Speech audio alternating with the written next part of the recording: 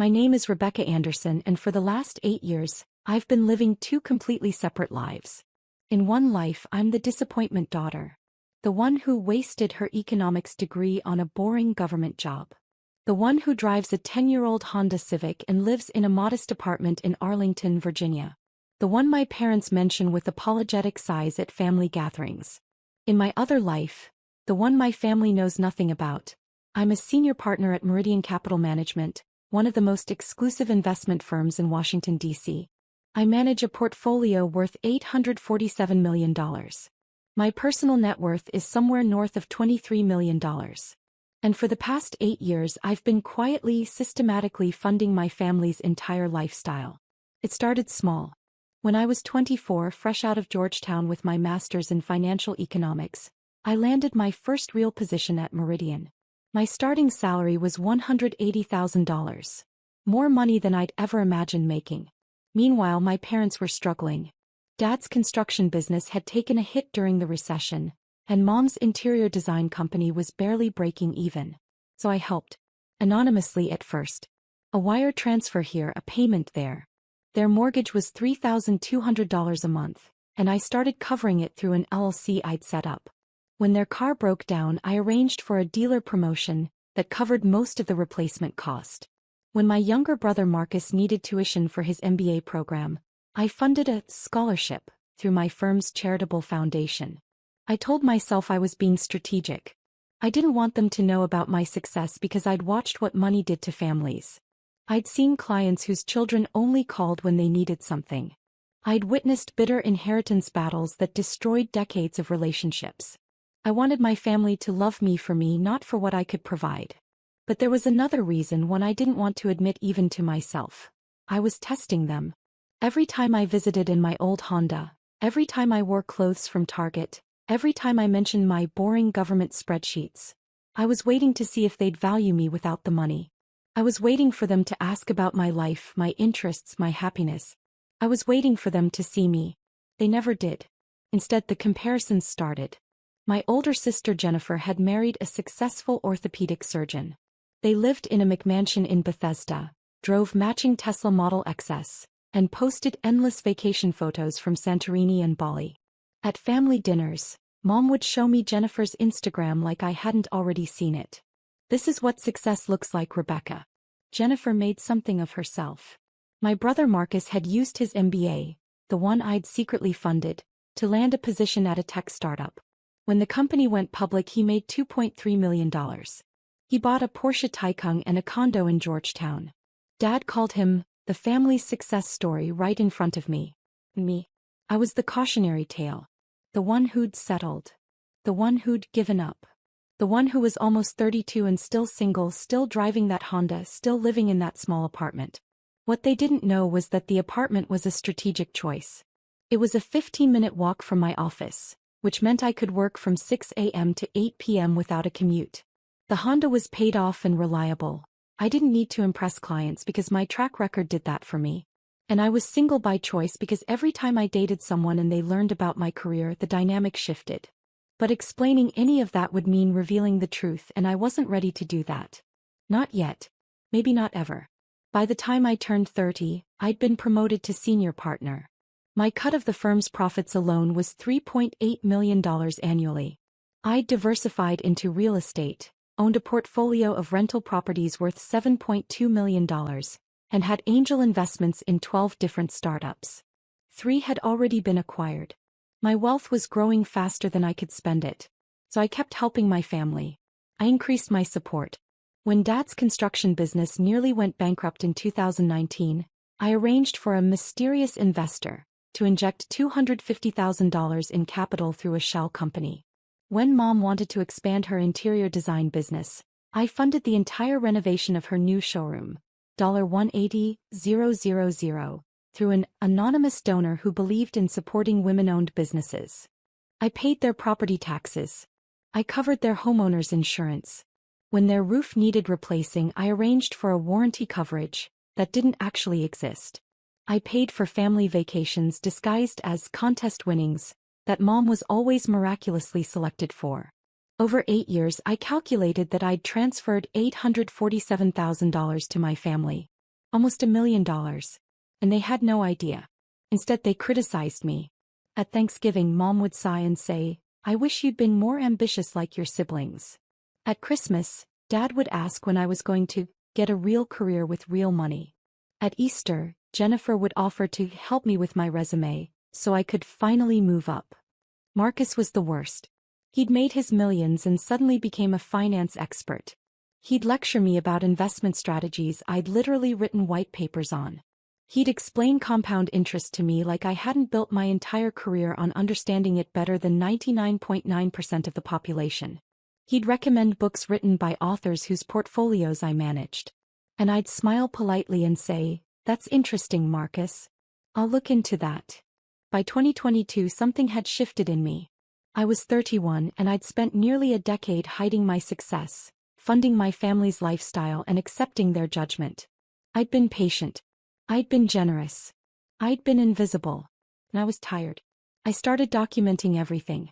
Every wire transfer, every payment, every anonymous donation. I compiled spreadsheets. Ironic, given that's what my family thought I did all day anyway. I organized 8 years of financial records into a comprehensive portfolio that told the complete story of my support. I also hired a forensic accountant.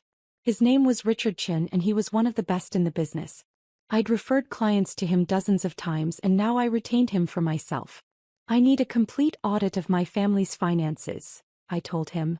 "Every account, every credit card, every loan.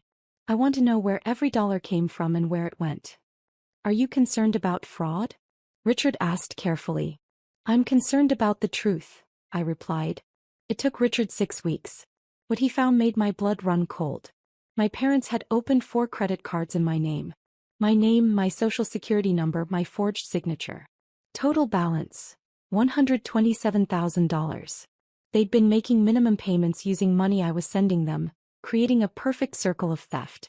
Marcus had taken out a $142,000 business loan in my name, using my credit score, which was perfect 847, to secure favorable terms. The business had failed and the loan was in default. Collection agencies were calling a number I didn't recognize, which I later learned was a phone my parents had set up in my name. Jennifer had listed me as a co-signer on her mortgage without my knowledge. Somehow she'd managed to forge documents that put me on the hook for her $780,000 home loan. She defaulted, my assets were at risk. In total, my family had stolen my identity to fraudulently obtain $1,049,000 in credit and loans. They destroyed my credit in the background while I maintained what I thought was a perfect score. They'd put my assets, my career, and my future at risk. And they'd done it all while calling me a disappointment. Richard looked at me across his desk, his expression grim. "Rebecca, this is criminal fraud. Identity theft, forgery, loan fraud. This is federal offense territory. You could press charges." "Not yet," I said quietly. "I need to think." I spent that entire weekend in my apartment staring at Richard's report. Part of me wanted to believe there was an explanation, some misunderstanding. Maybe they'd meant to ask me and forgot. Maybe they thought I'd agreed to something I hadn't. But I knew better. The forged signatures were too consistent. The secrecy too deliberate. They'd known exactly what they were doing. On Monday morning I did 3 things. First, I contacted the credit bureaus and froze my credit. I filed fraud reports for every account I hadn't opened. I initiated disputes that would take months to resolve but would eventually clear my name. Second, I contacted an attorney who specialized in family law and financial crimes. I retained her on a $50,000 retainer and gave her Richard's complete report. "I want options," I told her. "All of them." Third, I set up a trust. I transferred $15 million of my assets into an irrevocable trust that my family could never touch no matter what happened. I protected myself. And then I waited. The explosion came 3 months later, in March 2023, at Jennifer's daughter's birthday party. It was one of those over-the-top events that Instagram influencers throw. A winter wonderland theme in Jennifer's backyard, complete with fake snow, ice sculptures, and a white pony for the kids to ride. The party cost at least $40,000. I knew because I understood event planning costs and every detail screamed expense. I arrived in my Honda wearing a sweater from J. Crew Factory. Jennifer greeted me at the door with a hug that felt performative, the kind you give when other guests are watching. Rebecca. I'm so glad you could make it. Oh, you drove yourself? I thought maybe you'd Uber since parking is tight, but I guess that's not in your budget, right? I smiled. The Honda fits fine. The party was full of Jennifer's friends, all of them in that upper-middle-class bubble where success is measured by visible consumption. The women compared their Cartier love bracelets. The men discussed their golf club memberships. The children wore designer clothes that cost more than my entire outfit. I found my parents holding court near the dessert table. Mom was telling a story about Jennifer's recent kitchen renovation. $95,000, all Viking and Sub-Zero appliances. Dad was laughing, his face flushed with pride. When Mom saw me, her expression shifted slightly. Not quite disappointment, but something close. The look you give someone you're vaguely embarrassed to be related to. Rebecca, honey. You look comfortable. Thanks, Mom. Jennifer was just telling us about her promotion. She's now the head of nursing at Johns Hopkins. Isn't that wonderful? That's great, Jen. Marcus arrived late, pulling up in his Porsche with a roar that turned heads. He bounded over to our group, all energy and confidence. Sorry I'm late. Client meeting ran long. You know how it is when you're closing a major deal. He didn't know how it was. I closed deals worth more than his annual salary every single week. But I nodded politely. The afternoon progressed. I watched my family in their element, surrounded by the wealth and success they'd built. Much of it unknowingly on the foundation I'd provided. I watched them network, name drop, and perform their prosperity. And I felt nothing. That evening, I was helping clean up in the kitchen when I overheard my parents talking in the dining room. They didn't know I was there. I worry about Rebecca, Mom said. She's 31 now and she hasn't achieved anything. No husband, no house, no career prospects. She made her choices, Dad replied. We offered to connect her with people, but she insisted on that government job. Some people just don't have ambition. And she never helps the family financially. Jennifer and Marcus contribute to family events, but Rebecca just shows up empty-handed. My hands stopped moving. I stood frozen, holding a stack of plates, listening to my mother describe me as someone who never helps financially.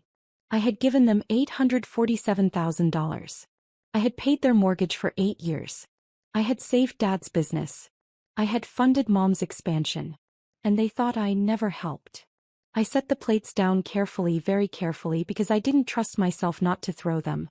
I walked out of the house without saying goodbye.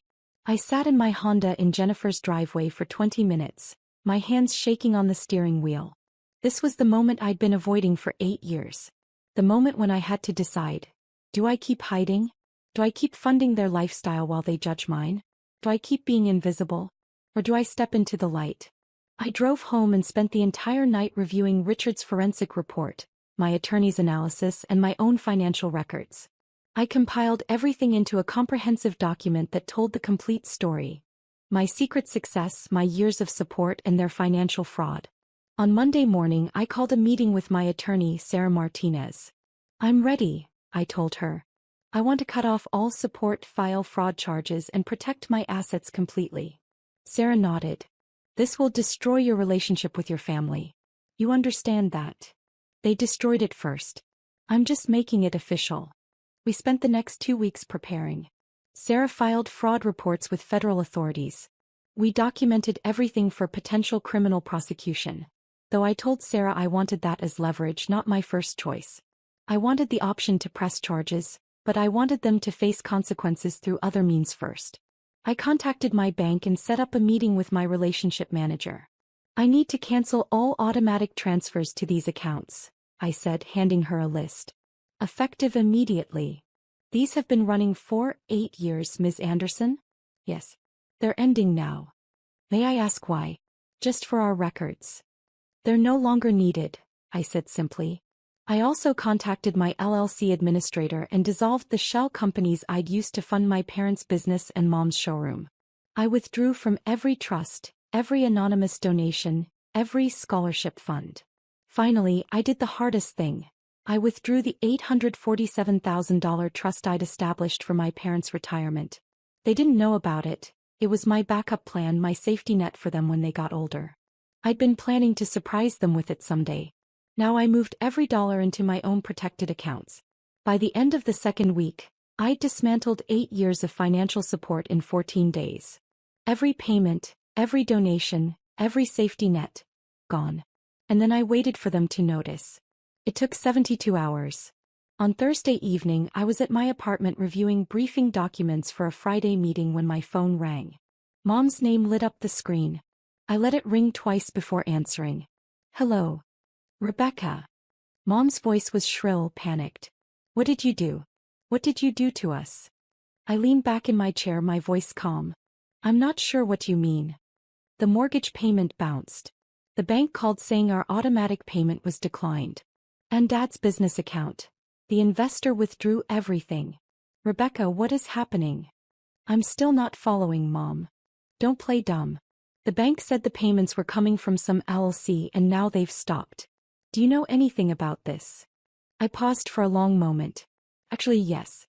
I know everything about it. Silence on the other end.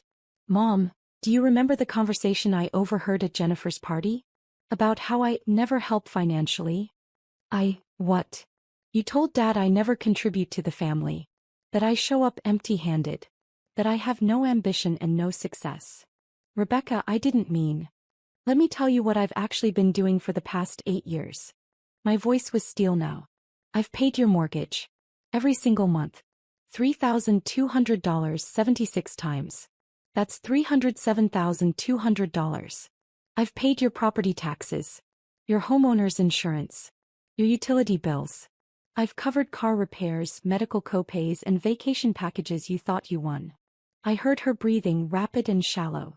When Dad's business nearly went bankrupt, I invested $250,000 to save it. When you wanted to expand your showroom, I paid the entire $180,000 cost. I've funded family events, birthday parties, and Christmas gifts. Over 8 years, I've given this family $847,000. That's not possible. You don't have that kind of money. Actually, Mom, I'm a senior partner at Meridian Capital Management. I manage a portfolio worth $847 million. My personal net worth is $23 million. I've been successful beyond anything you imagined. I just chose not to tell you. Another silence, longer this time. But why would you hide that from us? Because I wanted to know if you'd value me without it. And I got my answer at Jennifer's party. You don't value me. You're embarrassed by me. You think I'm a disappointment. Rebecca, no.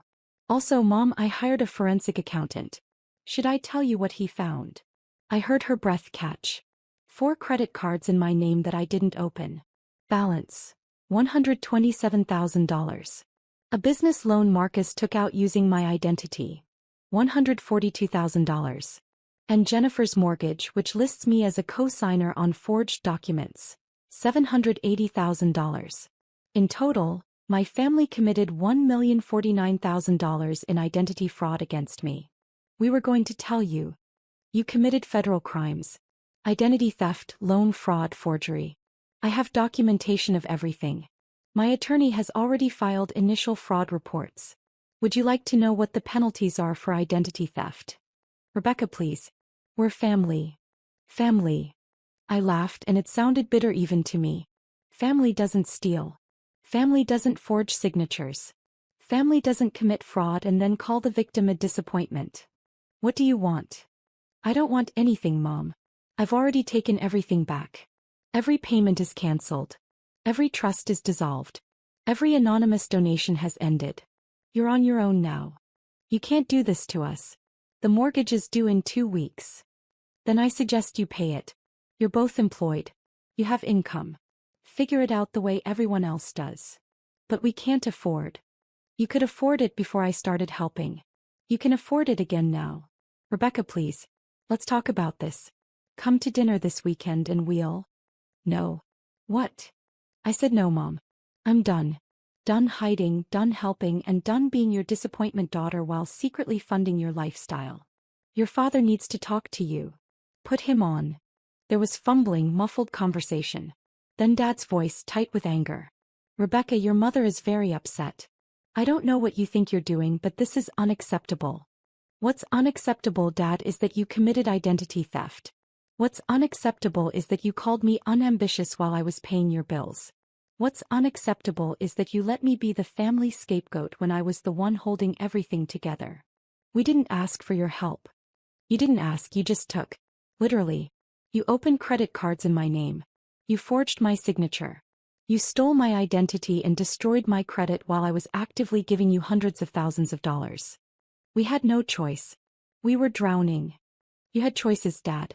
You could have asked me for help. You could have valued me instead of judging me. You could have treated me like a daughter instead of a disappointment. This is emotional manipulation. No, Dad. This is consequences. You committed crimes and I'm protecting myself. I've already moved all my assets into protected trusts. I've filed fraud reports. And I've retained an attorney who specializes in financial crimes. If I choose to press charges, you're looking at federal prison time. You wouldn't do that to your own family. Try me. My voice was ice. You have two options. Option 1. You confess to the fraud, work with credit bureaus to clear my name, and accept full responsibility for the debts you created. You do this quietly and completely. Option 2. I press charges and you deal with federal prosecutors. Choose wisely. The line went quiet except for Dad's heavy breathing. And Dad, one more thing. That text you sent me last month, you're selfish and dead to me. I replied, okay. I meant it. Unless you make this right, we're done. All of us. I hung up. My hands were shaking, but this time it was from relief, not anger. 8 years of silence ended in one 15-minute phone call. My phone immediately started ringing again. I declined the call. It rang again. Declined. Text messages started flooding in. Mom, Dad, then Jennifer, then Marcus. I turned my phone to do not disturb and poured myself a glass of wine. I'd done it. I'd stepped into the light. The next 72 hours were chaos. My phone logged 147 missed calls from various family members. My voicemail filled up completely.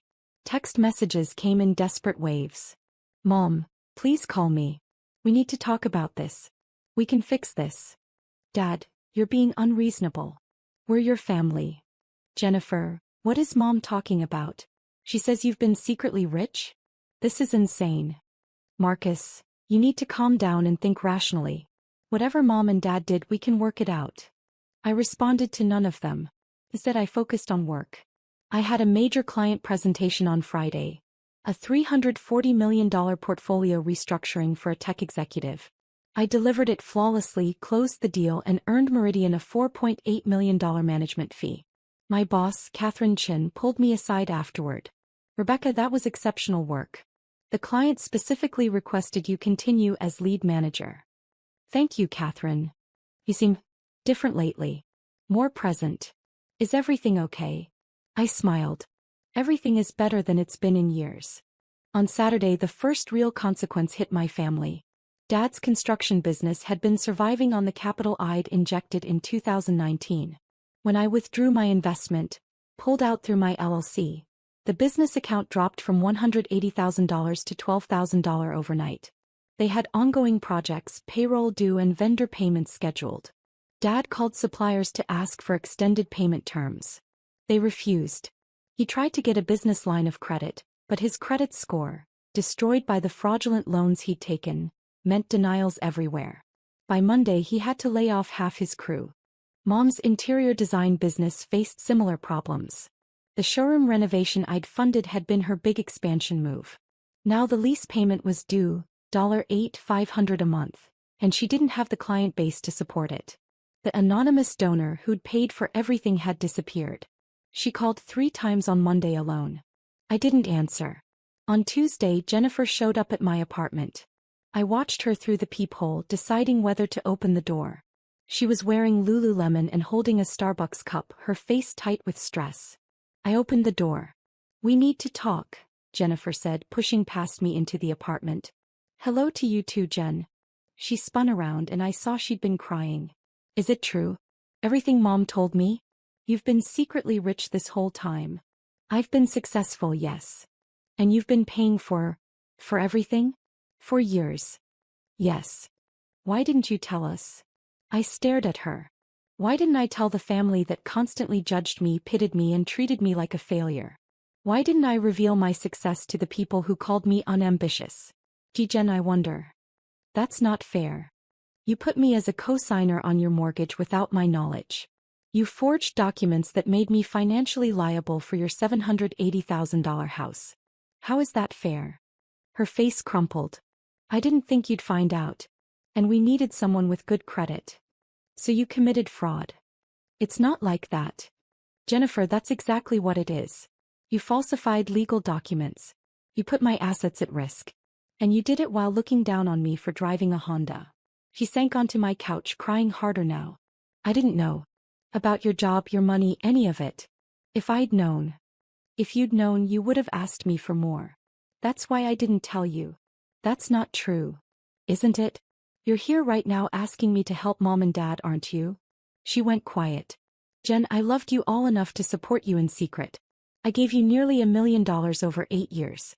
I asked for nothing in return except, I don't know, basic respect? The benefit of the doubt? And I couldn't even get that. What do you want us to do? Take responsibility. Confess to the fraud. Clear my name. Accept the consequences of your choices.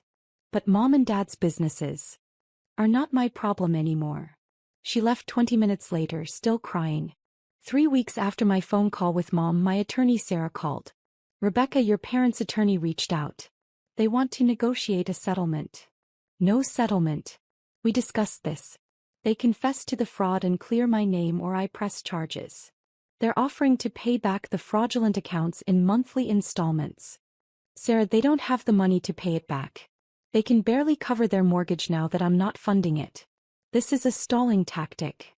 What do you want me to tell them?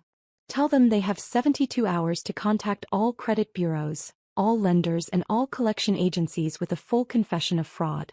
Tell them they have 72 hours to sign affidavits releasing me from any financial liability for accounts I didn't open. Tell them 72 hours or I file criminal charges with federal prosecutors. Sarah paused. You're certain about this? I've never been more certain of anything. 68 hours later, I received a package via courier. Inside were signed affidavits from both parents confessing to identity theft, fraudulent credit applications and loan fraud. Attached were letters to all 3 credit bureaus releasing me from liability. Also in the package was a handwritten note from Mom. Rebecca, we're doing what you asked. We're taking responsibility. I hope someday you can forgive us. We never meant to hurt you. We got in over our heads and made terrible choices. I'm so sorry. I read the note 3 times. Then I filed it with Sarah's office for the legal record. I didn't respond. Over the next 2 months, the consequences played out like falling dominoes. Dad's construction business declared bankruptcy in May. He had to liquidate equipment and close the company he'd owned for 23 years. He took a job as a project manager at another firm, making $68,000 a year, a third of what he'd made as an owner. Mom downsized her showroom, moving to a smaller space with a lease she could afford. She let go of her assistant and went back to being a one-woman operation. Her income dropped from $140,000 a year to about $60,000. They had to refinance their house, taking a higher interest rate due to their damaged credit. Their monthly payment went from $3,200 to $4,100. They were struggling. Marcus called me in June. Rebecca, I know you're mad at Mom and Dad, but this is getting out of hand. They're really suffering. They committed crimes, Marcus. Against me. And you took out a $142,000 loan in my name. You're hardly innocent here. I thought you'd agreed to co-sign. You forged my signature. I have the documents. Should I send them to you? He went quiet. Marcus, you made $2.3 million when your startup went public. You drive a Porsche. You live in Georgetown. Why aren't you helping them? That's different. No, it's not. You have money. They need money. Your family. Help them. But I have my own expenses. Exactly. So did I. But I helped anyway for 8 years while you all judged me. Now it's your turn. I hung up. In July, Jennifer's marriage hit the rocks. Apparently, the financial stress of their lifestyle, the mortgage I was no longer secretly helping with, the credit card debt they'd accumulated, had created friction. They separated. By August, she'd filed for divorce. She left me a voicemail. I hope you're happy. My life is falling apart and you don't even care. Some sister you are. I didn't respond to that either. It's been 6 months since I cut off my family. My life has changed completely. I'm no longer hiding. I drove my Honda to the dealership and traded it in for a Tesla Model S. Arctic blue, fully loaded. I moved from my modest Arlington apartment to a penthouse in the wharf with Potomac River views. I started dating again openly as someone with success and wealth. At work I'm thriving. Catherine promoted me to managing partner. My portfolio is now worth $1.2 billion. I hired an assistant. I joined the board of directors for 2 nonprofits focused on financial literacy and women in finance. I'm living openly as myself for the first time in 8 years. My family has tried to reconnect. Mom sends birthday cards. Dad texts occasionally with neutral updates about the weather or sports. Jennifer sent a long email in September apologizing for everything and asking if we could start over. I haven't responded to any of it. Not because I'm cruel, but because I'm protecting the version of myself I finally found.